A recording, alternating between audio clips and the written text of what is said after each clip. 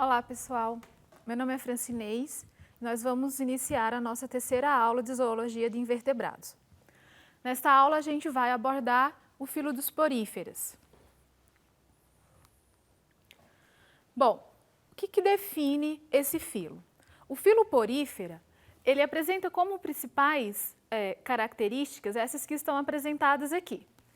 Popularmente, o filo porífero é conhecido como o filo das esponjas, porque esses organismos, eles apresentam o corpo totalmente perfurado por poros, através dos quais ocorre a entrada de água, a filtração dessa água para a absorção de nutrientes e depois a liberação dessa água de volta para o ambiente.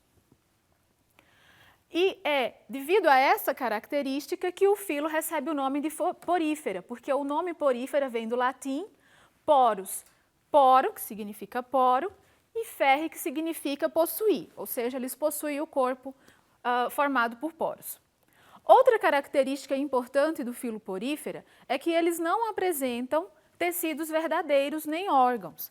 Então, esses animais, eles apresentam o corpo formado por células e essas células são especializadas em realizar as funções de digestão, excreção, absorção de trocas gasosas, reprodução. Então, não há formação de tecidos verdadeiros.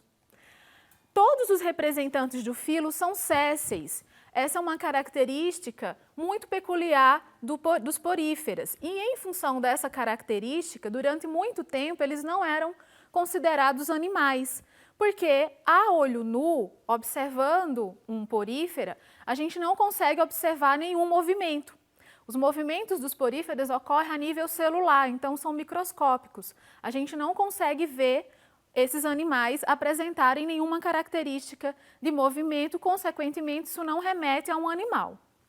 Mas, com o avanço dos estudos, eles foram classificados como animais a partir de outras características, inclusive algumas características do desenvolvimento embrionário. Os poríferas, eles vivem em ambientes aquáticos, predominantemente marinhos, mas há também algumas espécies que habitam ambientes de água doce. São animais diblásticos, ou seja, possuem 2 folhetos embrionários, apresentam simetria radial, mas a grande maioria é assimétrica, porque esses animais eles apresentam um modo de crescimento que acompanha o substrato no qual eles se fixam. Como são sésseis, eles se fixam em um substrato e o formato do corpo geralmente acompanha o formato desse substrato em alguns representantes do filo porífera. E, em função disso, é bem comum a gente encontrar poríferas que são assimétricos, mas há também alguns que apresentam uma estrutura própria do corpo, geralmente em formato tubular, e a gente vai ver algumas imagens desses animais. Eles podem ser encontrados vivendo isoladamente ou formando colônias. Quais são, então, essas células que formam o corpo dos poríferas? O corpo dos poríferas ele é formado por uma parede que reveste todo o corpo. Essa parede é formada por um tecido rudimentar, ou a gente nem pode chamar de tecido, mas uma organização celular chamada de pinacoderme, cujas células que constituem essa pinacoderme são chamadas de pinacócitos, e esses pinacócitos eles têm como principal função secretar o material que fixa esses animais ao substrato. Então, algumas proteínas, algumas substâncias, algumas vezes gelatinosas, que servem para fixar porífera ao substrato no qual ele vai se desenvolver. Os poros, por sua vez, são formados por células chamadas de porócitos. O mesoílo, que é a região mediana do corpo dos poríferas, é constituído por um material esquelético e por células ameboides. Há diversos tipos de células ameboides no mesoílo. Essas células desempenham funções diversas também, inclusive produção de gametas, óvulo e espermatozoide. Então, a produção da estrutura esquelética que sustenta o corpo desses animais ocorre também nessas células do mesoílo. E o esqueleto dos poríferas, ele é constituído por espículas.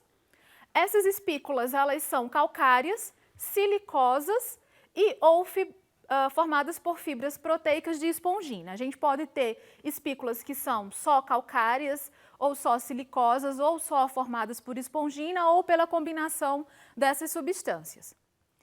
E há também os coanócitos, que são células extremamente importantes para a vida desses animais, porque elas são responsáveis pelo movimento de água e pela captura de alimento. Nesse slide, vocês vão conseguir visualizar todas essas células que eu comentei anteriormente. Então, aqui tem a representação de um corpo do porífera. A parede externa do corpo desses animais, que reveste todo o corpo externamente, é chamada de pinacoderme, como a gente viu anteriormente. Nessa figura aparece o nome epiderme, vocês podem encontrar essa denominação em algum livro ou em algum material didático. Não é correto usar o termo epiderme, porque epiderme é um tecido verdadeiro, então a gente usa apenas para animais que possuem tecido verdadeiro. Então não é correto chamar essa parede que reveste o corpo dos poríferas de epiderme. A gente tem aqui o mesoílo, que é essa região mais interna que eu comentei anteriormente. No mesoílo nós vamos encontrar tanto as espículas que constituem o esqueleto desses animais, como vamos encontrar também as células ameboides, que vão desempenhar as diversas funções do corpo desses organismos. E mais internamente a gente encontra então os coanócitos, que são as células que promovem o movimento da água e a absorção dos nutrientes contidos nessa água. Essa região central aqui é chamada de átrio e essa abertura de ósculo. Então, o que acontece? Como que esses animais retiram, então, esse alimento do ambiente? Eles são, na verdade, filtradores. Então, a água, a corrente de água, o fluxo de água vai entrar no corpo dos animais pelos poros, formados por essas células chamadas de porócitos. Vão, então, essa corrente de água vai ser movimentada pelo movimento dos flagelos dos coanócitos. Vai haver a filtração dessa água e a retirada dos nutrientes contidos nessa água. E então essa água será liberada numa corrente chamada de corrente exalante pelo ósculo. Vamos olhar nessa figura aqui do lado, um pouco mais de perto, a estrutura celular desse coanócito. Então, é uma célula que possui essa região mais circular e depois uma região mais afunilada, chamada de colarinho, e é uma célula flagelada, então uma célula que possui um flagelo. O movimento desse flagelo é que favorece o movimento do fluxo de água. E é nesse colarinho que há a captura dos nutrientes, que podem ser micro-organismos, geralmente componentes do zooplâncton ou do fitoplâncton, organismos unicelulares, que vão ser, então, fagocitados pelo coanócito e, então, digeridos ao nível celular. Pode haver também alguma célula ameboide associada a esse coanócito que vai também atuar nesse processo de digestão e depois distribuição desses nutrientes para as outras células. Então, o fluxo da água, só reforçando, é do meio externo, passa pelos porócitos que formam o poro, chegam ao átrio e é então liberada pelo ósculo para o meio externo, novamente.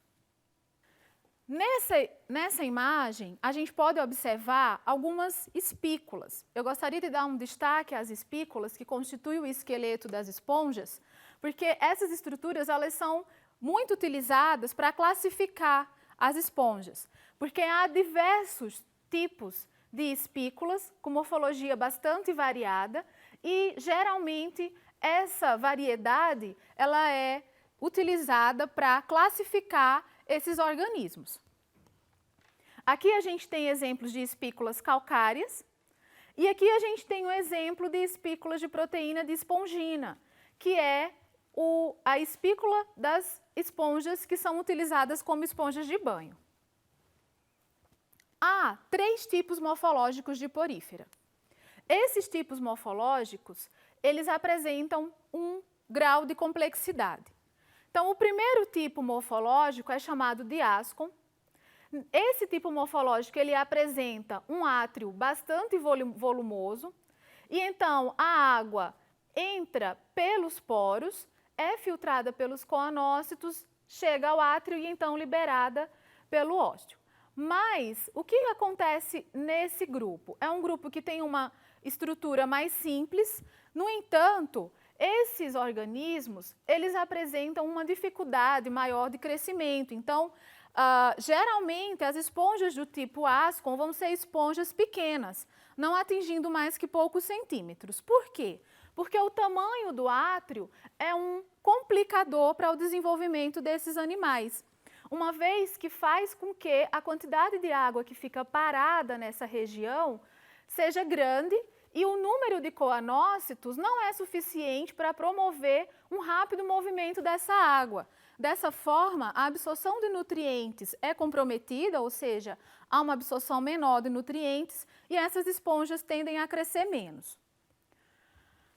O segundo tipo morfológico que a gente encontra de esponja é chamado de síncon. Nesse grupo, nesse tipo morfológico, houve um aumento da complexidade do corpo desses animais. Então, ocorreram dobras nessa parede que forma o corpo da esponja e essas dobras aumentaram a superfície de coanócitos e favorecendo assim uma maior captura de nutrientes. Além disso, há uma redução do tamanho do átrio, o que também facilita o fluxo de água. Então, dessa forma, a água entra por esses canais, que são chamados de canais radiais, passa pelos coanócitos, chega ao átrio e desse é liberado para o meio externo. Embora na figura não seja tão evidente, o átrio do síncon é muito menor do que o átrio dos tipos ascon. E por isso essas esponjas conseguem atingir um maior tamanho. Por último, a gente tem um tipo que é o leucon, que é um tipo mais complexo ainda, em que o corpo sofreu mais dobraduras, de forma que os coanócitos formam essas câmeras, chamadas de câmeras flageladas. Então, a água entra por esses canais, passa por essas câmeras, é filtrada, e aí pode haver mais de uma filtração, porque a água que entrou nesse canal e foi inicialmente filtrada nessa câmera pode passar nessa outra câmara e ser novamente filtrada, e mais uma vez, e assim por diante, até atingir o átrio. Então, há um melhor aproveitamento dos nutrientes, porque a água vai ser filtrada várias vezes. O átrio é bem mais reduzido do que os outros dois tipos. Isso também favorece o fluxo de água, a absorção de nutrientes e, consequentemente, permite que as esponjas do tipo leucon atinjam tamanhos maiores. Então, a gente tem exemplares de esponjas, há na natureza exemplares de esponjas desse tipo morfológico que podem atingir até 1 metro ou mais. Com relação à fisiologia, então, dos poríferas, a digestão ela é intracelular, como eu já comentei anteriormente, realizada por células fagocitárias, ou seja, células que englobam os nutrientes e digerem intracelularmente esses nutrientes. A respiração ela ocorre por simples difusão entre as células do corpo do animal e a água. Então, praticamente todas as células do corpo do animal são banhadas pela corrente de água que entra nesse animal e há então a troca de oxigênio e gás carbônico diretamente entre a água e essas células.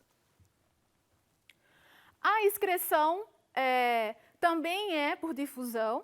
Então, o que ocorre é a liberação dos excretas nitrogenados produzidos por esses animais, excretas nitrogenados provenientes da respiração ou mesmo do metabolismo de proteína. O mais comum é a amônia, que é o excreta nitrogenado mais encontrado nos animais marinhos, e é então liberado para o ambiente. Esses animais não apresentam sistema circulatório nem nervoso, mas eles produzem substâncias químicas que promovem a comunicação celular. Inclusive, eles produzem substâncias químicas que têm chamado muita atenção dos estudiosos da área, especialmente da indústria farmacêutica, porque são compostos que apresentam atividade antitumoral, ou seja, são anticancerígenos, e também atividade anti-inflamatória. E essas esponjas que produzem essas substâncias têm tido bastante interesse da indústria farmacêutica. Com relação à reprodução, eles apresentam reprodução assexuada e sexuada. A reprodução assexuada é a mais comum nesses animais. Ela pode ser do tipo regeneração ou fragmentação. Em alguma literatura vocês vão encontrar fragmentação e a partir dessa fragmentação ocorre a regeneração, brotamento ou gemulação. Nessa figura está representado o brotamento e a regeneração. O brotamento nada mais é do que a formação de um broto em um animal adulto. Esse broto se destaca do animal, cai em um substrato e a partir de então se desenvolve e dá origem a um outro animal adulto. Na regeneração, o que ocorre é, a partir de fragmentos do corpo de um animal adulto, esse corpo cada fragmento desse pode se regenerar e dar origem a um novo organismo. Isso é uma característica muito curiosa desses animais, porque em laboratório já foi observado que se você pegar uma esponja e passar em uma peneira e separar todas as células, cada célula pode se regenerar e dar origem a um novo animal. Ou essas células podem se reagrupar e formar um novo organismo, ou grupos de células podem formar um novo organismo. Então, a capacidade de regeneração desses animais é realmente extraordinária. Lembrando que, sendo uma reprodução assexuada, os indivíduos que se originam a partir desse vão ser geneticamente iguais ao que deu origem. A gemulação é um tipo especial de reprodução assexuada, em que ocorre a formação de gêmulas. E, geralmente, essa reprodução ocorre em situações desfavoráveis, quando essas esponjas, esses animais, se encontram em uma situação ambiental desfavorável. Então, por exemplo, uma esponja de um ambiente aquático de água doce que tem uma seca e há uma diminuição da disponibilidade de água nesse ambiente. Então, ela pode produzir essas gêmulas, que nada mais é do que uma estrutura circular formada por células chamadas de arqueócitos. Essas células são envolvidas por espículas, têm uma abertura na região superior e elas ficam quase que em estado inanimado, em estado de dormência, com uma atividade metabólica muito baixa. E, encontrando novamente uma situação ambiental favorável, essas esponjas caem, essas células arqueócitos são liberadas por essa abertura e caem no substrato e desenvolvem um novo animal. Aqui a reprodução sexuada, então, de modo geral, os poríferos são hermafroditas, então a gente vai ter a produção de gameta masculino e feminino no mesmo organismo.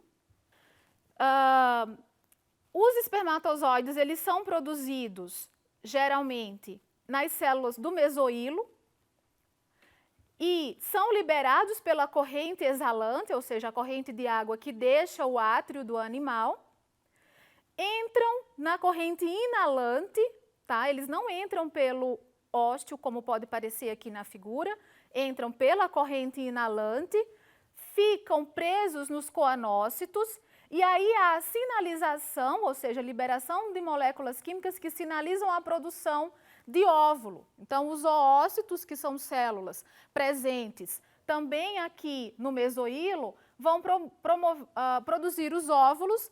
E então, quando os óvulos estão produzidos, os espermatozoides são liberados à fecundação e à formação de uma larva. Essa larva é liberada pela corrente exalante. Ela pode ficar no ambiente livre natante por aproximadamente 2 dias, depois ela cai no substrato novamente, se fixa e desenvolve o animal adulto. Então, as esponjas, elas apresentam desenvolvimento indireto, porque há um estágio laval no desenvolvimento do animal.